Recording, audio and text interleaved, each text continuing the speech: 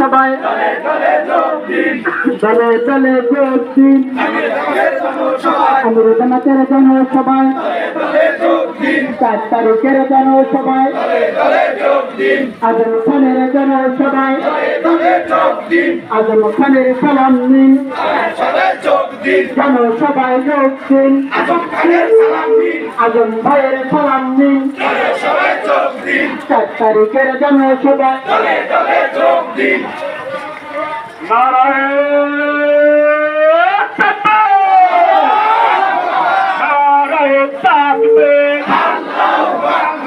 বাংলাদেশ জামাত ইসলামী জিন্দাবাদ জিন্দাবাদ জিন্দাবাদ বাংলাদেশ জামাত ইসলামী 4 তারিখের জনসভায় দলে দলে যোগ দিন 4 তারিখের জনসভায় আমির জামাতের জনসভায় দলে দলে যোগ দিন রংপুর দলে দলে যোগ দিন দিনাজপুরের জনসভায় দলে দলে যোগ দিন মানকাপুরে সবাই বলো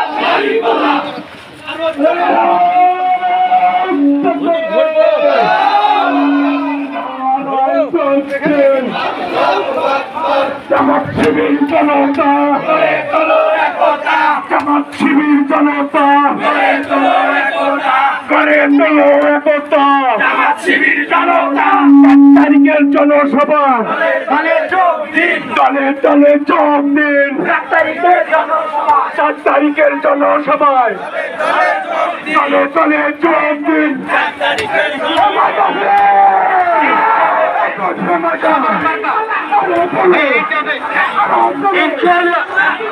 আজম ভাই আজহার ভাই আমির জামাতের 4 তারিখে শুক্রবার জেলা স্কুল মাঠে রংপুরে হয়ে যাবে আর সে বলো বাংলাদেশি হয়ে যাবে সে বলো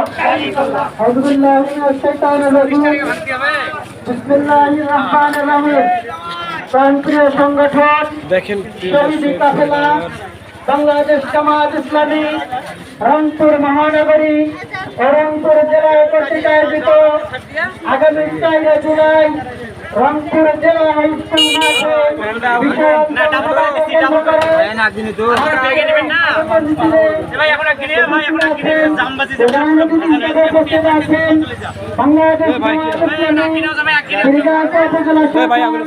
সুরা এবং কর্ম পরিষদের অন্যতম সদস্য সিলগাছা উপজেলা ওলামা বিভাগের সম্মানিত সভাপতি জনাব হযরত মাওলানা আনারুল ইসলাম উপজেলা কান্দি ইউনিয়নের সম্মানিত আমির জনাব জাইনাল আবেদিন সম্মানিত উপস্থিতি আসসালামু আলাইকুম ওয়া রাহমাতুল্লাহি ওয়া বারাকাতুহু।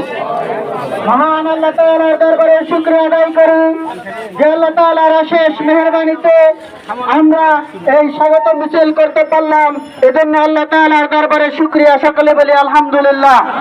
সম্মানিত উপস্থিতি, আমরা আগামী 4 জুলাই রংপুর জেলা হাই স্কুল মাঠের জনসভায় একত্রে আমরা কান্দিবাসী সবাই যাব, এজন্যই আমরা আজকের এই স্বাগত মিছিল করলাম।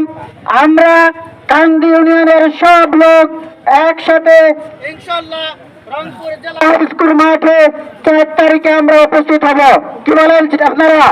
সম্মানিত উপস্থিতি, এই পর্যায়ে আপনাদের সামনে অত্যন্ত গুরুত্বপূর্ণ আলোচনা রাখবেন আজকের এই মিছিলের সম্মানিত প্রধান অতিথি বাংলাদেশ জামাত ইসলামী সিলগাছা উপজেলা শাখার শুরা এবং কর্ম পরিষদের অন্যতম সদস্য ওলামা বিভাগের সম্মানিত সভাপতি পাউটানাহাট জামে মসজিদের সম্মানিত খতিব জনাব হযরত মাওলানা আনারুল ইসলাম।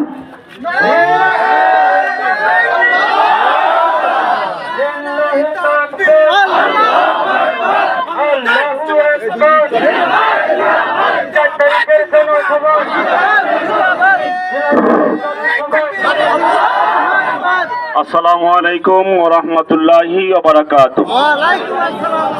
প্রান্তীয় সংগঠন দক্ষিণ পূর্ব এশিয়ার সর্ববৃহৎ ইসলামী আন্দোলন এদেশের শোষিত বঞ্চিত নির্যাতিত মানবতার পরম বন্ধু বাংলাদেশ জামাত ইসলামী আগামী 4 জুলাই রংপুর জেলা স্কুলে বিশাল জনসভার আয়োজন করেছে। আজ 1 জুলাই 2024 সালের জুলাই বিপ্লবের শুরু হয়েছিল।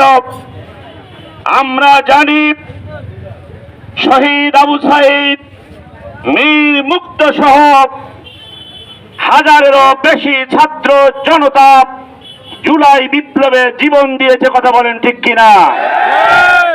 এই শহীদ আবু সাঈদ সহ সকল শহীদদের বিচারের দাবিতে সংস্কার, সুষ্ঠু নির্বাচনের লেভেল প্লেইং ফিল্ড তৈরির দাবিতে তিস্তা মহাপরিকল্পনা বাস্তবায়ন উপলক্ষে আগামী 4 জুলাই বাংলাদেশ জামাত ইসলামী রংপুর জেলা এবং মহানগর উদ্যোগে এই জনসভায় প্রধান অতিথির বক্তব্য পেশ করবেন আমাদের আমিরে জামাত মানবতার ফেরিওয়ালা ডাক্তার শফিকুর রহমান। বলেন ঠিক কিনা? সংগ্রামী সাথী বন্ধুগণ, এই জনসভাকে শুধু জনসভা নয়, আমরা রংপুরের মানুষ আগামী 4 তারিখে রংপুরে জনসমুদ্রে পরিণত করবে ইনশাআল্লাহ।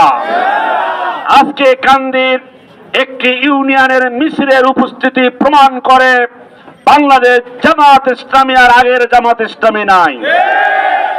আপনারা জেনেছেন দীর্ঘ 16 বছরে আমাদের শীর্ষস্থানীয় 11 জন নেতাকে ফাঁসিতে ঝুলিয়ে আমৃত্যু কারাদণ্ড দিয়ে শহীদ করে দেওয়া হয়েছে। আমাদের নেতা কর্মীদের নামে লক্ষ লক্ষ মামলা দেওয়া হয়েছে। আমাদের বাড়ি ঘর ব্যবসা প্রতিষ্ঠানে হামলা চালিয়ে বুলডোজার দিয়ে গুড়িয়ে দিয়েছে। আমাদের ভাইদেরকে চাকরিচ্যুত করেছে। এরপরেও বাংলাদেশ জামাত ইসলামী থেমে যায় নাই। সুতরাং যারা জামাত ইসলামীকে নিয়ে ষড়যন্ত্র করছেন, জামাত ইসলামীকে নিয়ে দেশের মাটিতে নিশ্চিহ্ন করার স্বপ্ন দেখছেন, তারা মূলত বোকার রাজ্যে বাস করছেন।